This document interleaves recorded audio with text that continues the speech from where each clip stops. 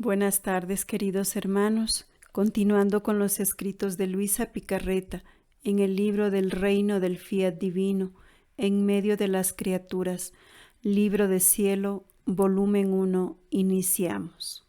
Numeral 54. El juicio de la cruz. Y precisamente por esto, yo me sentía movida por el amor a mi amado Jesús, a suplicarle que me renovase muchísimas veces estas crucifixiones, y esto para aligerarle al menos en parte sus penas.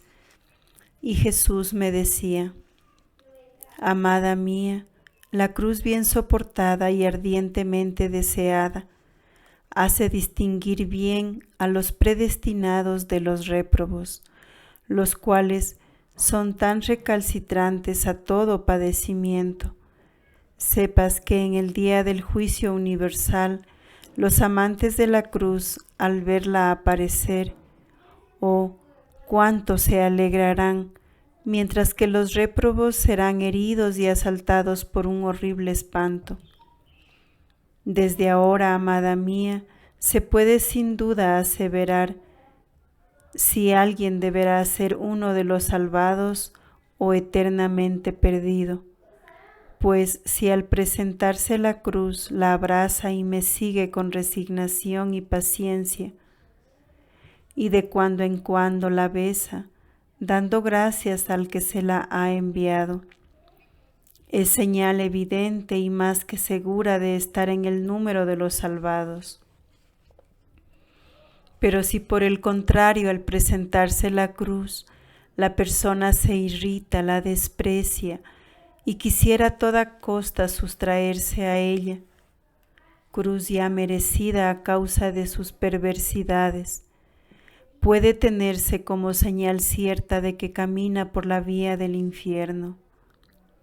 Y así los réprobos, si a vista de la cruz me ofenden en vida, en el día del juicio más que nunca blasfemarán de mí al ver aparecer la cruz, que les infundirá eterno terror.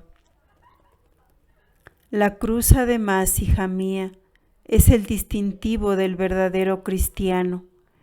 Ella lo dice todo porque como un libro abierto hace distinguir con claridad y sin ningún tipo de engaño al santo del pecador, al perfecto del imperfecto, al fervoroso del tibio.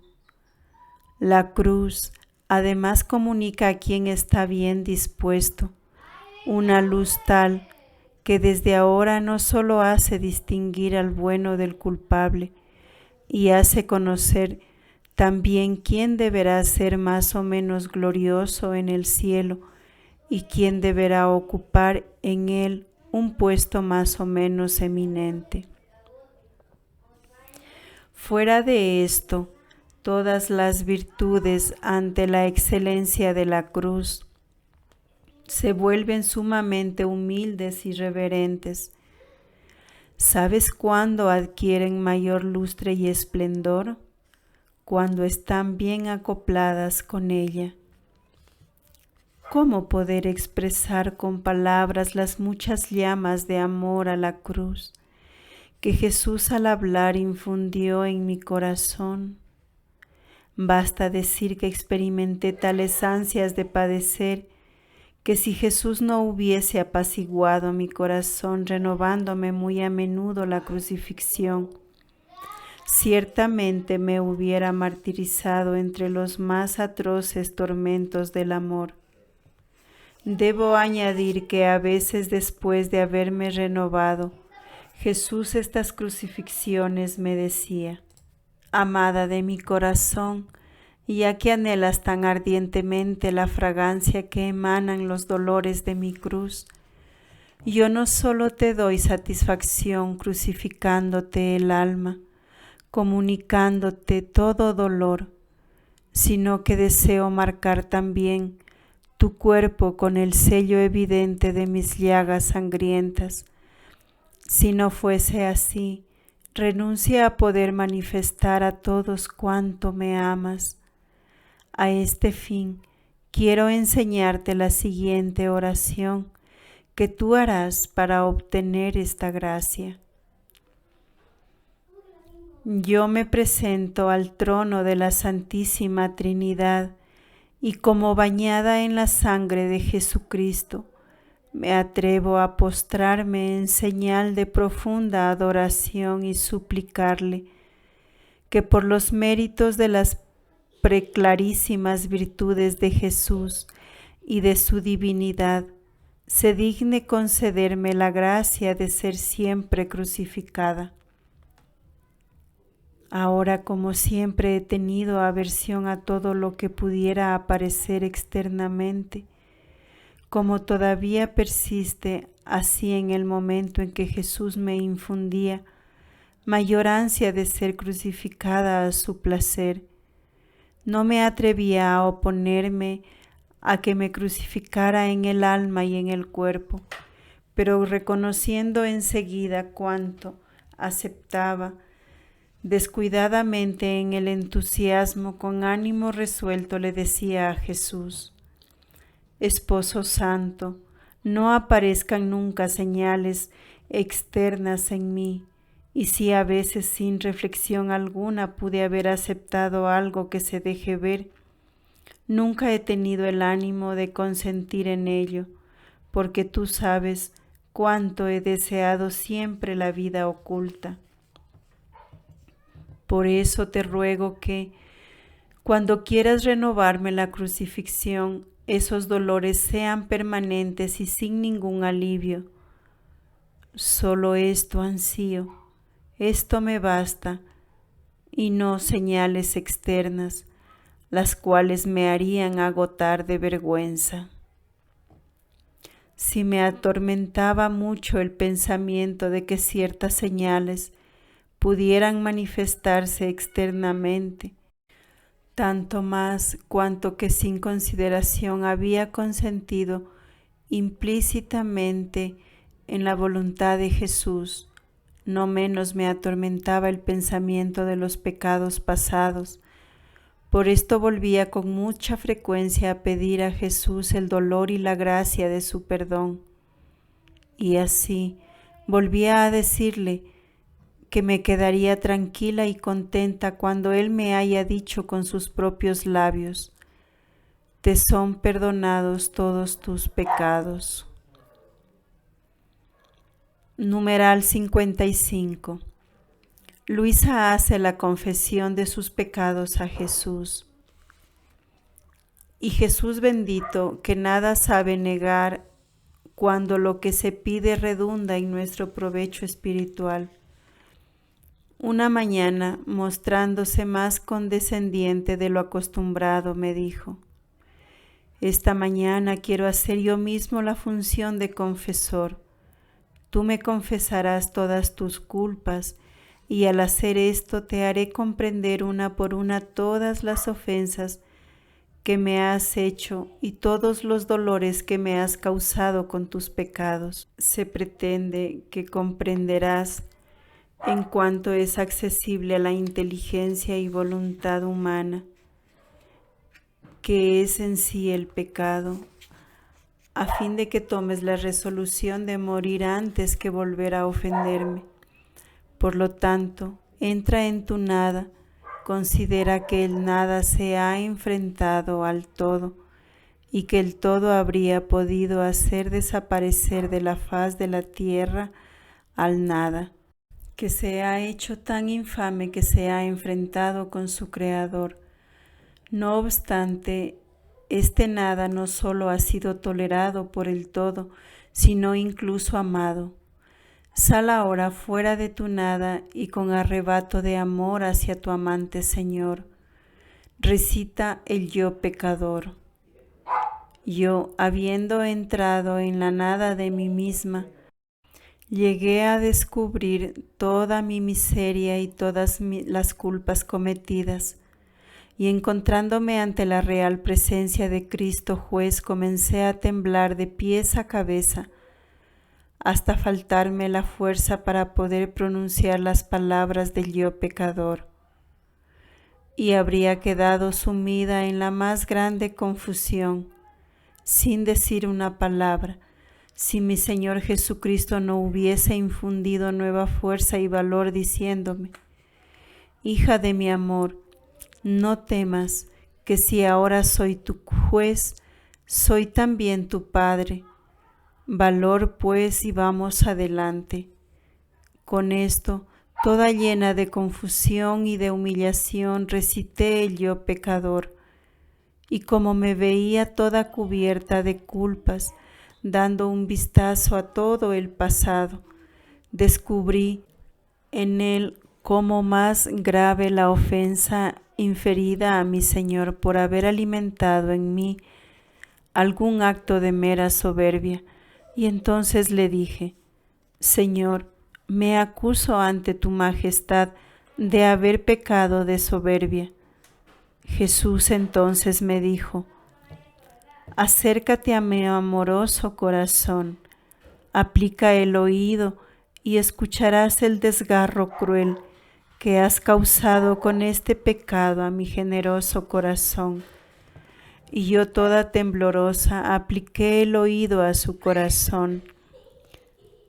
¿Quién puede explicar lo que sentí y comprendí en pocos instantes?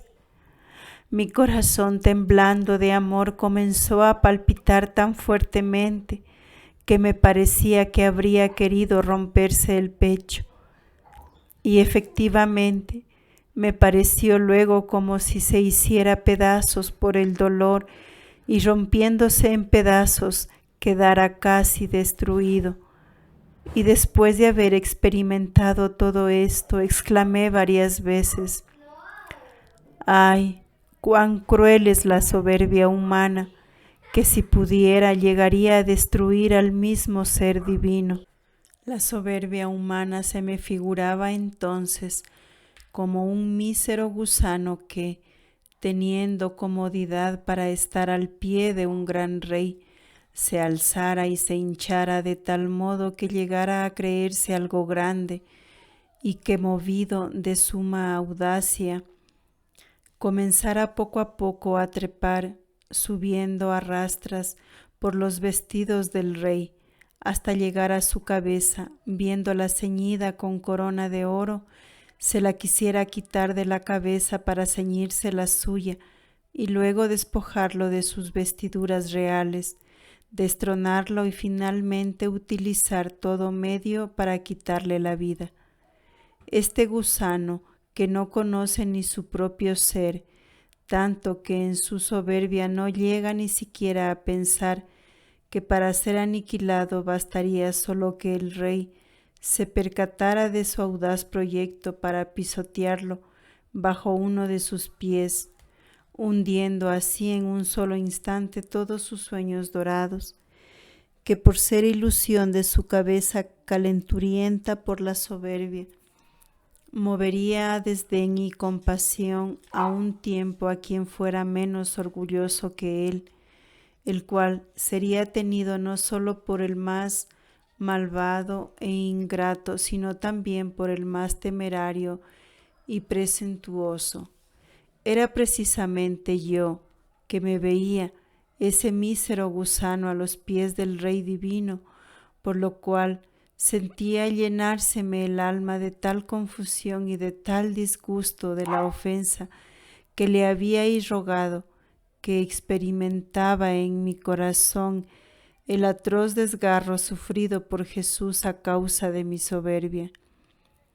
Después de esto Jesús me dejó sola, y yo continué considerando la fealdad del pecado de soberbia, que me causó tales penas y tan al vivo que me es imposible expresarlo con palabras. Cuando hube considerado bien cuánto me había sido dicho por Jesús, Él retornó y me hizo proseguir la confesión, y yo, temblando más que antes, hice la acusación de mis pensamientos, de mis palabras practicadas, no según su expresa voluntad, además de los pecados de omisión. Me acusé de todo con tal pena y amargura de ánimo que me sentí como aterrada en la pequeñez de mi ser, por la osadía y audacia tenida al ofender a aquel Dios tan bueno, el cual en el momento mismo en que le infería ofensas me asistía, me conservaba y me alimentaba. Y si hubiese podido notar en él algún enojo contra mí, no se reducía sino al odio sumo que él tiene del pecado.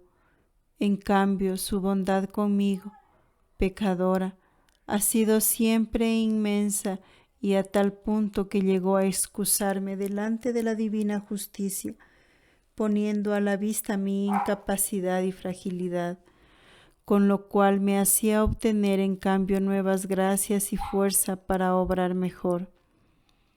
Lo que era como quitar el muro de división que había surgido a causa del pecado entre mi alma y Dios.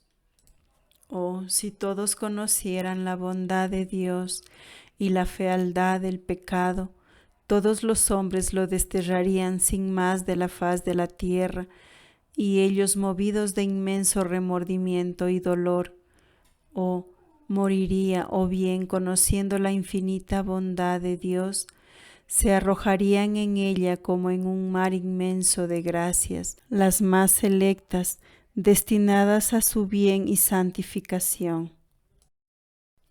Cuando Jesús vio que por la gran pena y amargura del pecado ya no podía continuar, se retiró de mí, dejándome sumida en la consideración del mal hecho con el pecado y en aquella manifestación más profunda de su bondad.